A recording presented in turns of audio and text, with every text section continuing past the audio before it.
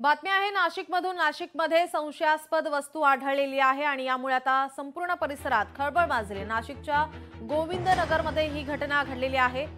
संशयास्पद वस्तू आढळल्याने खळबळ माजली आहे। दिल्लीच्या स्फोटानंतर आता संपूर्ण राज्यभरात देशभरामध्ये पोलीस यंत्रणा सतर्क पाहायला मिळते। संशयास्पद वस्तू आढळल्याने नाशिकच्या गोविंदनगरमधील ही घटना आणि या घटनेमुळे आता खळबळ माजली आहे।